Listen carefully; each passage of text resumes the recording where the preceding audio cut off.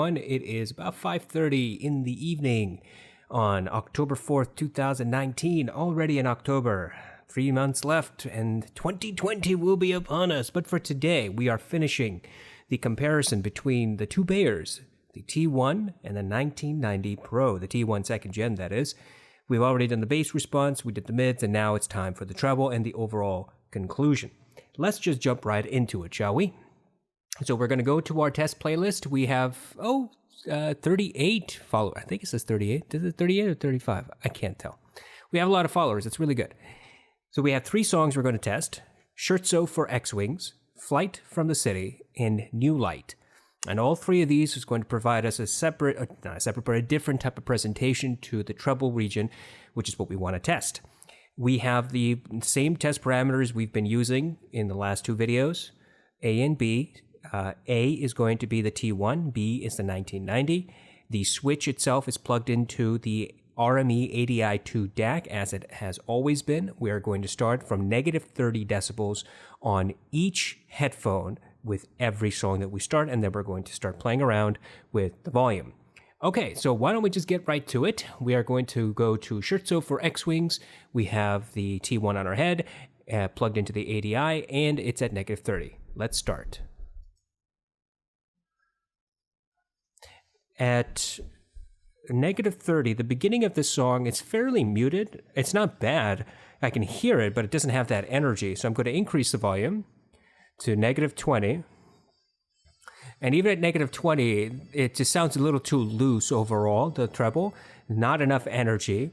And remember, these are 600 ohm headphones, so we have to keep pumping power into them. Let's increase to negative 10. And now at negative 10, I'm finally hearing that treble energy. Not peaky, not harsh, very, very smooth.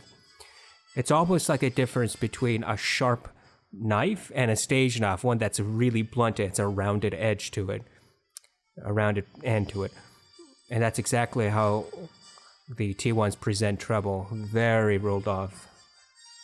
Excellent soundstage. In fact, I could hear it not only directly into my ears left and right, but also up slightly vertical, just a little bit, and definitely behind my ear. I'm going to increase the volume again. We're now at negative 5. And this is so loud that I can't even hear myself talk. It's very, very loud. Still not harsh, not peaky. Loads of detail. I hear all the individual group sets of the instruments, the percussion, the wind, the brass, the drum. I can tell there's more than one instrument in each group, but it's not immediately discernible, right? So sometimes it sounds like a very loud group of instruments, like the brass sounds loud or the percussion sounds loud. In other headphones, type of headphones that have a lot of separation. Let me bring down the volume real quick and pause. For headphones that have a lot of separation, a lot of detail, what will happen is that you'll listen to the song and you'll be able to tell that there's a lot of instruments, more than one instrument in a group. So for example, you have the percussions, and the percussion group, it sounds loud and fairly clear on the T1. But if you have a more analytical headphone, not only will it be clear, but you'll be able to tell that there's more than one instrument in the percussion group. There's, sometimes you can count like, I hear 3 or 4 different particular instruments in that group set because they're slightly off key from each other, just a slight, very tiny bit. I mean, that requires excellent hearing, excellent headphones, and excellent file format, and everything has to be excellent in order for you to be able to really pick out those fine-tuned, finite, minute details. The T1 doesn't present that. The T1 instead presents the music, loud. There's a group set. I cannot tell you that there's more than one instrument there. Of course there is. There has to be. It's an orchestral piece. But the T1 simply doesn't present it in that way. What the T1 does do is present it in such a smooth and relaxing and, quite frankly, unharsh way that I could sit here and listen to that song at negative 5 decibels and it will never bother me. That is phenomenal. That is the volume where I could not hear myself talk into the microphone. That is very, very loud. And so that's an excellent example of how the T1s differ from typical Beyerdynamic headphones, that typical Beyerdynamic headphones have really, really harsh and really intense treble response. And the T1, completely different presentation. All right, let's switch to the 1990.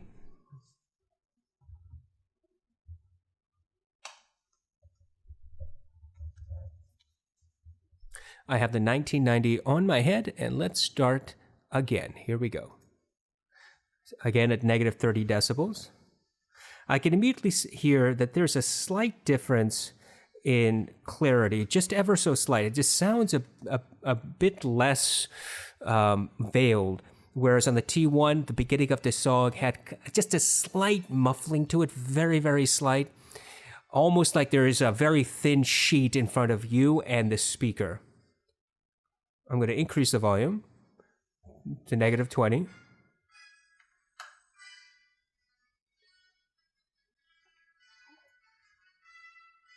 I still can't hear all the treble energy even at negative 20 decibels, so I'm going to increase to negative 10.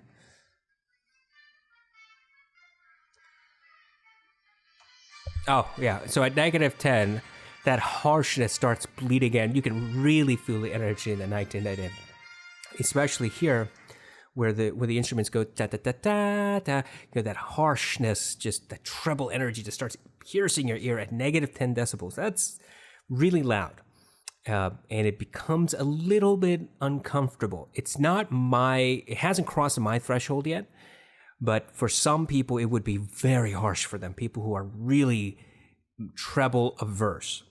Let's keep going, and we're going to increase the volume to negative 5 and see how the headphones present the treble then. All right, so we're still at negative 10. Let's keep going. And on the 1990, I can actually say that there is more than one instrument in a group set. I could hear at least 2 or 3 per group set, because there is that slight difference. Maybe not in every group set, but probably I could hear it in the wind, and I tend to hear it in the percussion. Let's increase to negative 5. That's a lot of energy at negative 5. Once again, I can't hear myself talking at this volume. Ooh, it gets really loud. And that's a very, it's close to too uncomfortable for me at negative 5 decibels. Now remember, the T1 at negative 5 decibels, very relaxing, no harshness at all. And that was very loud for me. Yes, there's a difference between 600 ohms and 250 ohms, obviously. So what volume will you be listening to the 1990 at? Well, if you're listening to it about negative 20 decibels, negative 15 decibels, you're going to start hearing that treble energy. And at negative 10 decibels, that more likely than not, if you're the average person, that treble is going to start becoming a little too harsh for you. As far as the detail is concerned, there seems to be just a tiny bit more detail in the 1990 than on the T1 for this song. Like I said, I could hear individual instruments in a group set, more than one, whereas the T1 presented just one. It just sounded like a really loud one instrument, one percussion instrument in that group. Whereas the 1990 tends to make it sound like, okay, there's more than one. I can hear that there's something else in that group that has a slight difference to it. Is it night and day? No, it's not night and day in that sense. What is probably more important is the slight clarity that the 1990 brings that the T1 doesn't have in comparison. So once again, it's not night and day, but it is noticeable where you put on the 1990 after having listened to the T1 and you can say, there's a bit more detail here. There's a little bit more clarity to the way that the highs come in. There's a little bit more clarity to the bass, just a tiny bit. But it's not such a huge leap that you would say, gosh, I would never consider the T1 to, mix and master, if that's what you were thinking of. But overall, the 1990 does have that treble presence, that treble energy, and that slight bit more detail than the T1. Let's head back to the T1 real quick.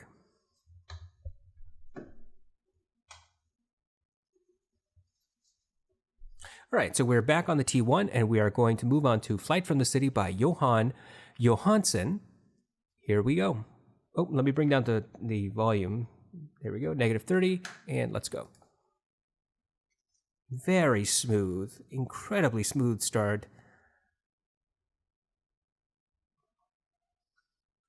The piano sounds soothing. I wouldn't say it's muted, but it's very gentle to the ears, no harshness at all.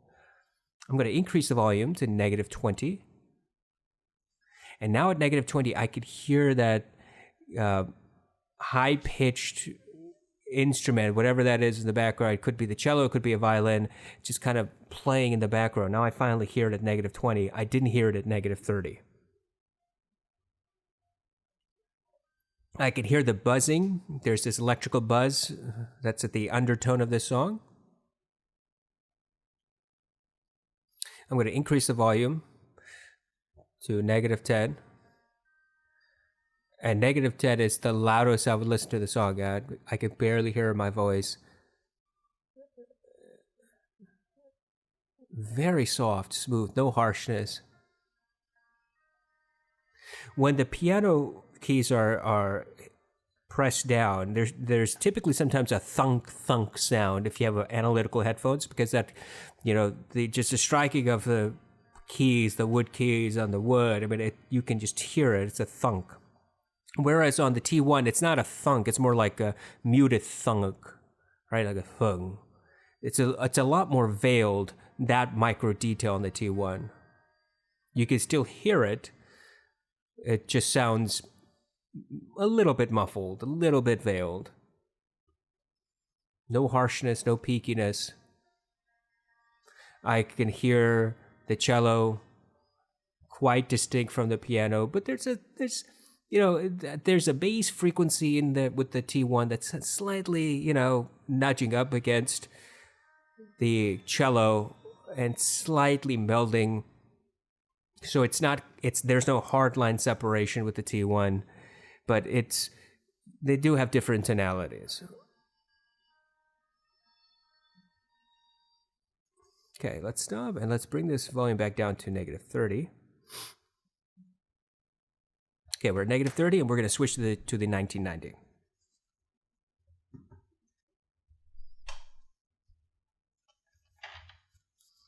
All right, I got the 1990 on my head, and let's go back, start again.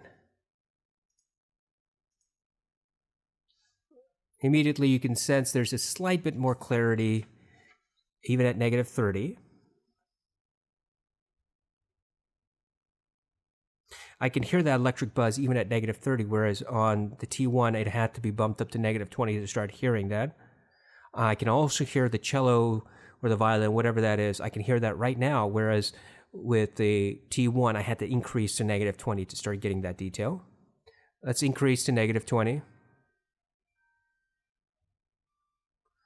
And at -20, I can hear that treble energy in the violin or cello, whatever it is.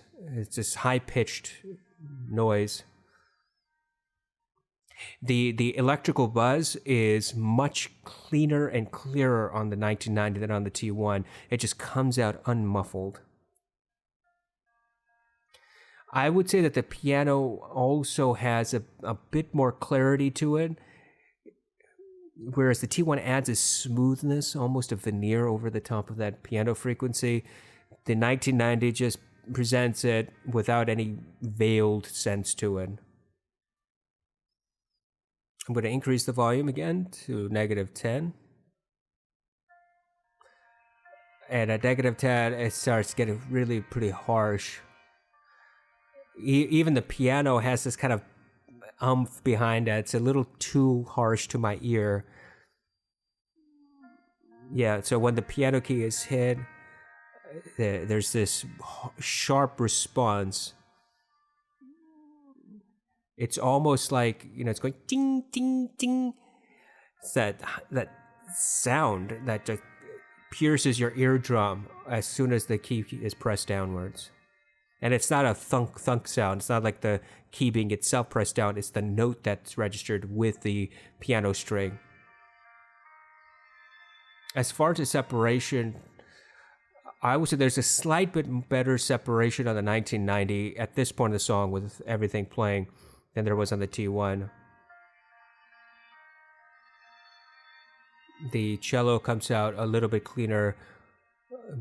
Definitely more separation between the cello and the electrical buzz in the background, as well as the piano, when the keys are pressed. Just a tiny bit more clarity.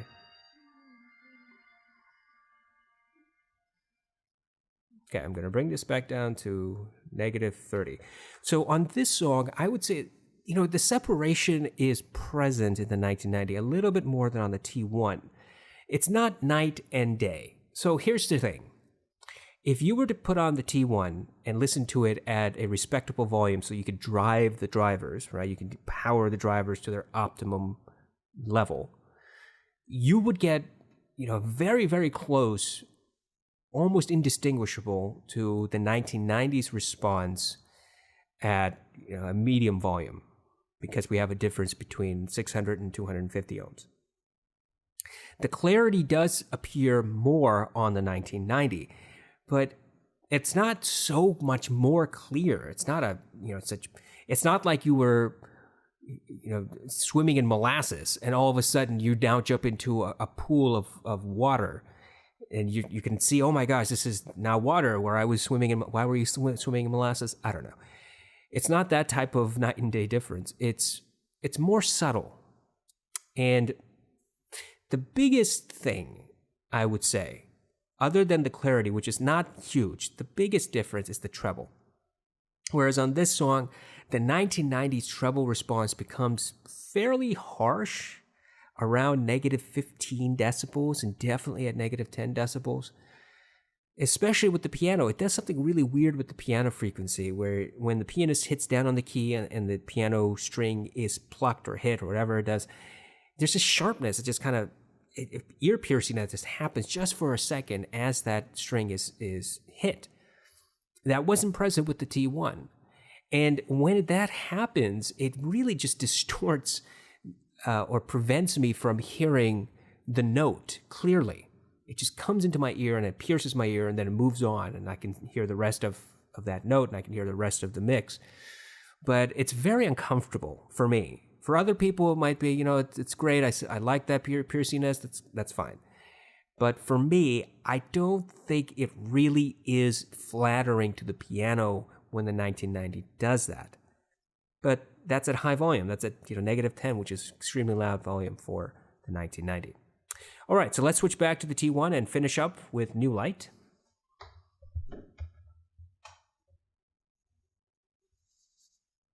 Okay, got the T1 back on my head, and let's go down to New Light. Now remember, New Light has a lot of detail, a lot of layers of detail. You have kids playing in the background, you have the wind rustling through the grass, you have somebody walking through the grass, you have the footsteps on the grass, you should go crunch, crunch, crunch, you have a piano somewhere in there, you have a guitar, you have this underlying synth bass sort of thing that's playing, electrical buzz sort of thing. It's just layers and layers and layers of detail. So let's see how these two headphones compare, presenting those different types of details. Here we go with the T1. We're back to -30 decibels.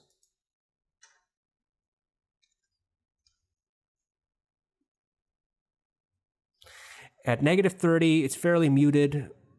I can't get all the details. I'm going to increase to -15. So I'm -15 now. I can hear the kids playing the background, and they do sound like they're in the back, not just muted. They actually sound like they're behind me somewhere. I can hear the wind rustling through the grass. I hear the piano. Piano sounds just a little bit muffled. Almost like there's a bed sheet or something covering the piano, and it's at some distance because it just doesn't sound particularly clear.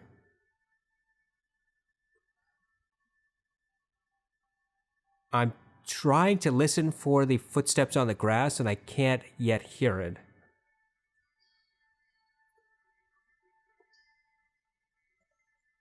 No harshness, no peakiness. The treble is very well controlled. I'm going to increase the volume to -10. No harshness at all. And at -10, this headphone, like with all Beyers I've listened to, starts doing something weird distortion-wise with the music. It sounds like you put your face in front of a fan that's running and you talk into it. You get that kind of effect.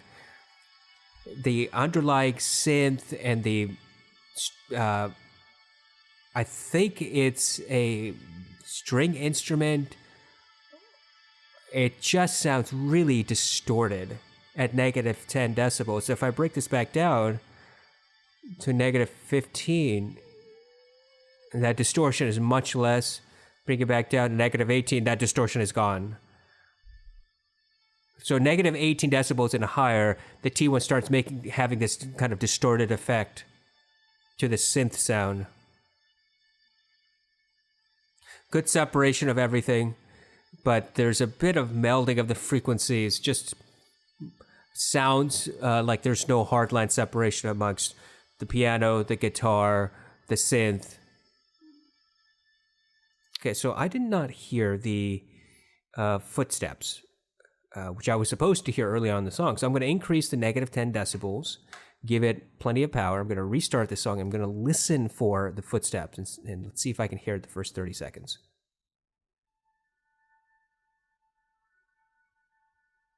I hear the kids in the background, the wind rustling. Yes, I can hear the person walking, and it sounds like a crunch, crunch. It's definite crunch, crunch. And in fact, what happens is that it's walking left and right.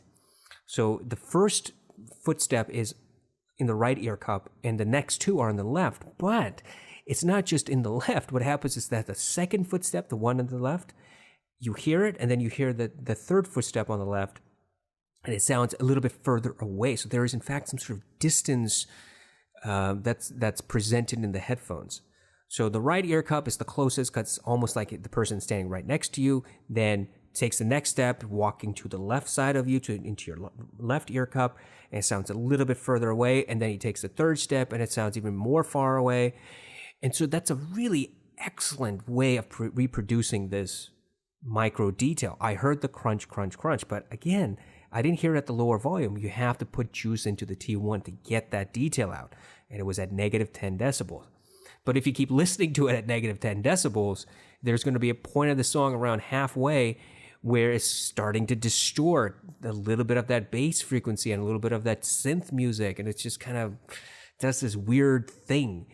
But that's not just the T1. It's happened to the 1990. It definitely happened to the 1770. It seems to be a Beyerdynamic thing. All right, let's switch to the 1990 and do this test again.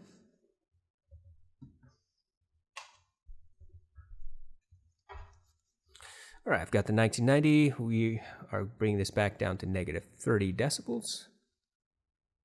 We're at -30. Let's restart. Here we go. A little bit more clarity. I can hear the kids, but they don't sound like they're behind me. They sound more like they're more muted. The volume is decreased. And even at -30 decibels, I can clearly hear the footsteps. They're not crunch, crunch yet because it sounds more muted. If I increase the volume, that might help get that detail out. So now we're at -20, and I'm going to restart and try to listen to that crunch, crunch.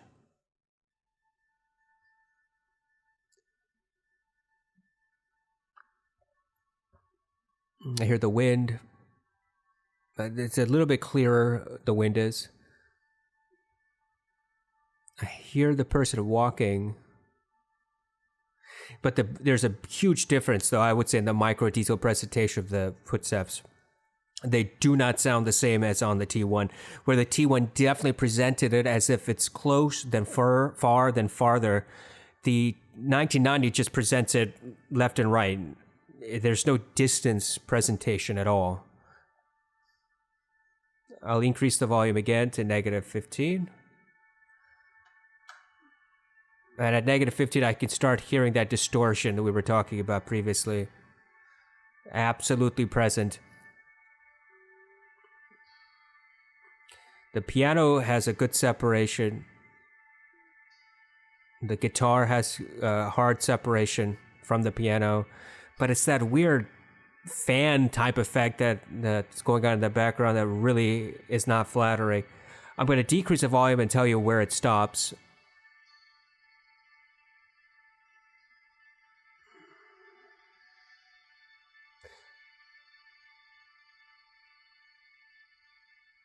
So about negative 23 decibels is where that weird distortion stops for the 1990. There's a lot of treble energy present here. But it doesn't become ear-piercing on this song. Plenty of detail, more than the T1, but not a night and day difference, just a bit clearer, a bit better separation. Okay. So for this song, one thing we have to, this has been a test I've done many, many, many times with Beyerdynamic headphones. Did it with the 1770, 1990, T1. And I can tell you without any hesitation that all of these Beyers reproduced this song midway, distorted at higher volume.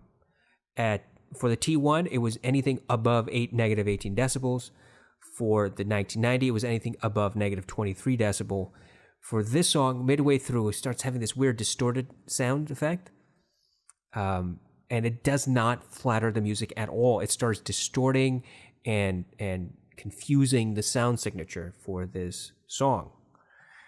If you have a 1990, if you have a T1, if you have a 1770, plug it into a clean DAC amp, turn up the volume, go to about halfway, and see if you hear it, because I keep hearing it.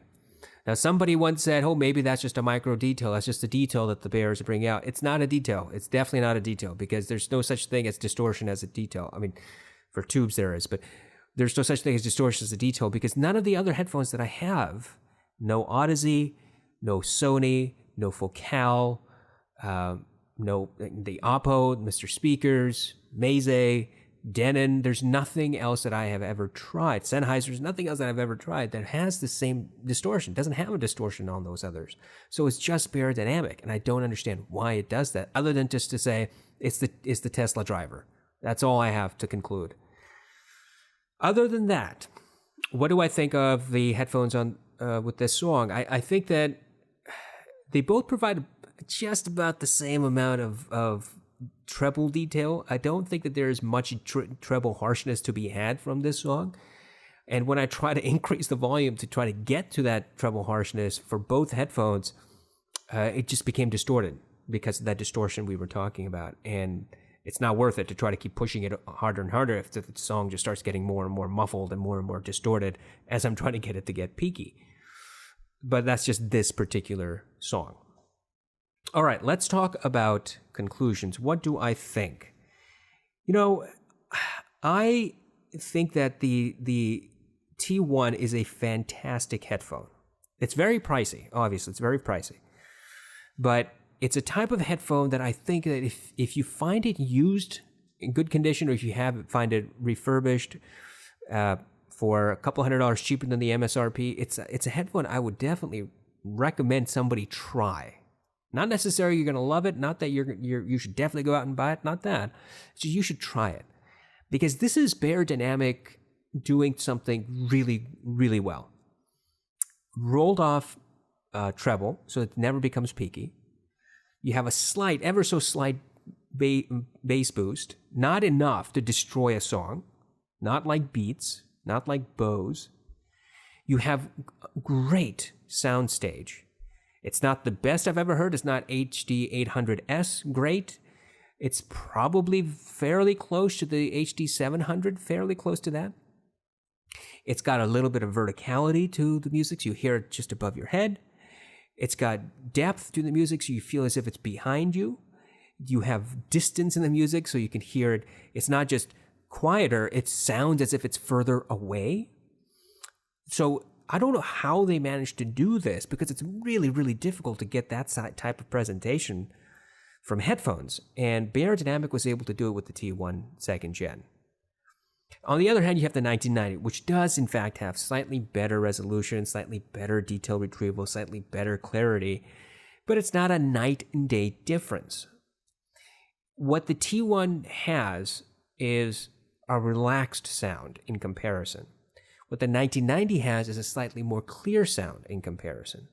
But with that clarity absolutely comes more harsh treble peakiness at higher volume. Now, if you're listening to it around negative 20 decibels, I don't think you're really going to get peaky volume. I don't think it's going to be ear-piercing in the treble region. But once you start pumping more power into it, once you start getting louder and louder, you're getting to negative 10 region, negative 5, you definitely, more often than not, I think the vast majority of people are going to say, ouch, that hurts my ears. I'm not quite sure that's the same. I know that's not the same thing as with the T1. With the T1 is much, much more gentle on the ears. I don't think that the 1990 is worth $600. I've said this over and over again. It's not a $600 headphone. It has average soundstage, in my opinion. It has average detail retrieval.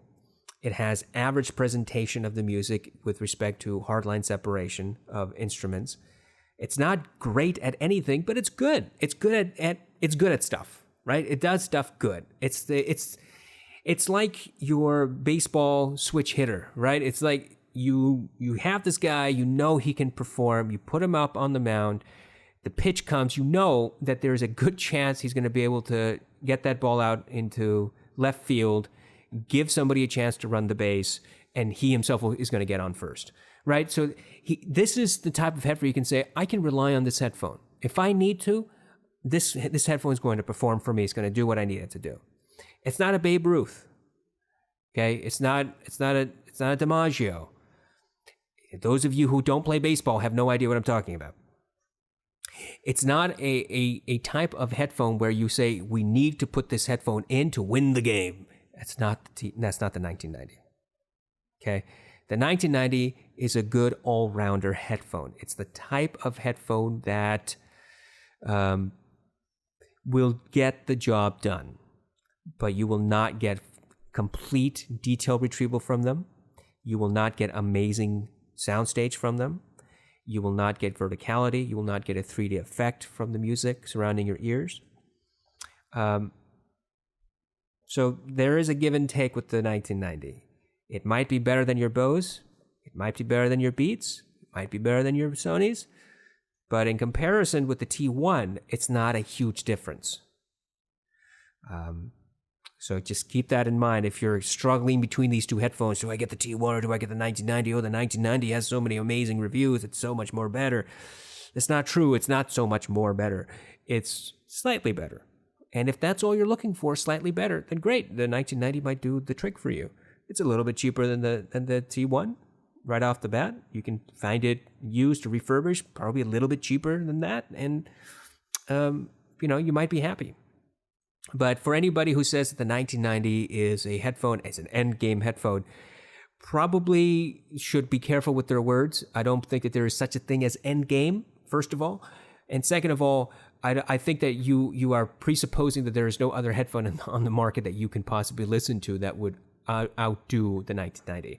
And I simply don't think that that is the case. Indeed, if you were to ask me what is the headphone I have heard that is, in fact, the best at detail retrieval and soundstage and holographic presentation, which is the one I have heard so far that has the best of them all, and that is hands down the HD 800S. There's no doubt about it. The 1990 doesn't even come close to the 800S. Neither does the T1. The T1 is probably, it's slightly behind because the 1990 has a little bit better presentation overall, like in all the aspects we've discussed, than the T1 does. I hope that this has been of some help. I hope that if you were thinking about buying one of these two and you were confused which one should I get, hopefully this is going to be somewhat instructive to you. I noticed today that Joshua Velour had uploaded his own comparison of the T1 versus 1990 a couple of days ago. So if you're interested, you can go and watch his 10-minute video and see if he agrees with me or not. I haven't watched it, so I can't tell you. If you are... Oh, hello, Charlie. Thanks. I appreciate you waiting not in the middle of my video. If you are a regular viewer and you enjoy my content, then I would ask that maybe you will consider donating to me a little bit on Patreon. Every little bit counts. I currently have 7. Now I have 7 fantastic, wonderful, very giving and generous patrons who give me a little bit of their hard-earned money every month, and I truly appreciate them for contributing to this channel. If you do enjoy what I do and you have $2 a month that you can spare towards my channel, that would help me save up money and keep buying items so I can review them for you without bias and without any sponsorships from big companies, so that I can give you an honest opinion. If you have any questions or concerns or comments, please leave them below. If you have a request for me to review a particular product that I have, then please look at the review request form in the description below and fill out that form. I'll get to it as soon as I possibly can. I hope all of you have a wonderful, amazing, relaxing day and enjoy your upcoming weekend. Oh, and by the way, just a slight spoiler. We're going to start comparing the 1990 with the audeze S4 open back. And then we're really going to find out if the 1990 is in fact worth the $600. Take care.